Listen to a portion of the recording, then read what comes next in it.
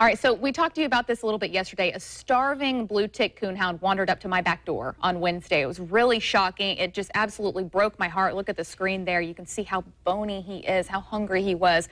So we called animal control, thinking they could help us. And they told us, unfortunately, he was too far gone that they would have to put him down. They didn't have the means to rehabilitate him. So thankfully, we didn't want to do that. My fiance and I kind of fell in love with him very quickly, and we found an amazing organization that can get, we've named him Chance, back to help. So we're going to talk this morning, and joining me on the show this morning from Swamp Haven Rescue, Alyssa Kelley. We're going to talk about the difference between a rescue and what you all do and what shelters do. And again, this isn't, and I told you this, not slamming animal control. In fact, they were very helpful. They helped me load him up in the truck and all that, doing things that I felt uncomfortable to do. But, when they're city-funded things, they just don't have the means to do this. So the kind of dogs you all take care of, talk about them and the kind of services that you provide.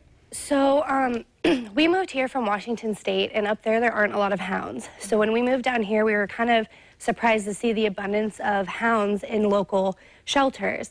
And so our heart went out to them, and we aren't a breed-specific rescue, but we do pull the dogs that are at risk of being euthanized at local shelters, and often it is hounds. So Chance is just an example of that.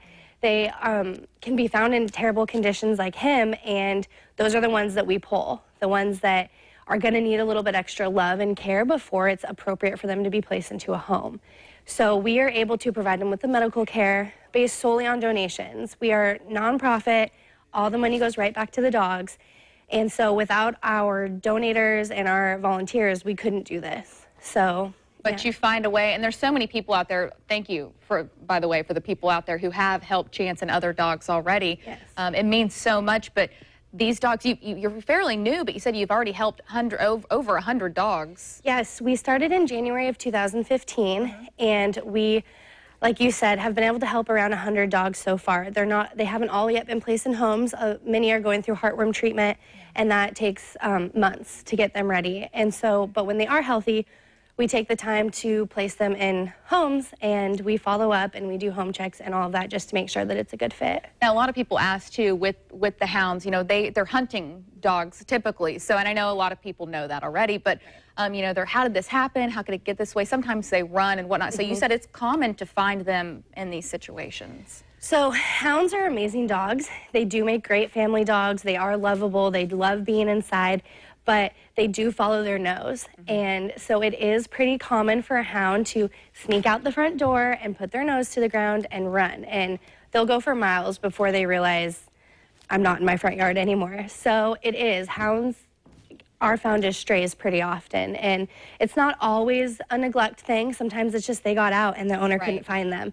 And that's unfortunate. So we do make sure, we check for the microchips, and the shelters check for microchips, and they do have the stray hold process, and there is work that goes into finding the owners before they're pulled by a rescue. So if someone like myself who was in this situation where, and let's just say too, not even as bad as Chance, because he was, really, He's a rare case, emaciated. I've never, and you see the picture there. And in fact, we're not even showing you some of the pictures because they're so devastating. I was in shock. I gasped when I saw this dog. It scared me. Yes. But what can people do if they find a stray and they are afraid that it could possibly be put down? Well, definitely call your local animal control and your local shelters, because a lot of people who do lose their dogs contact them. So they frequently have a list of people who are searching for a lost dog. So that's always the first place you want to call. If they are full, or they give you news like they had for you that, they'd love to help, but unfortunately the dog is just not in the right condition for what they can offer, do look for local rescues. Swamp Haven is we're small. We do have foster homes. That's where all of our dogs are, but we are not the only one here. So call.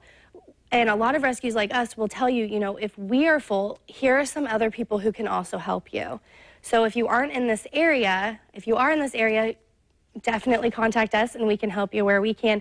But if you aren't, there are rescues that you can call.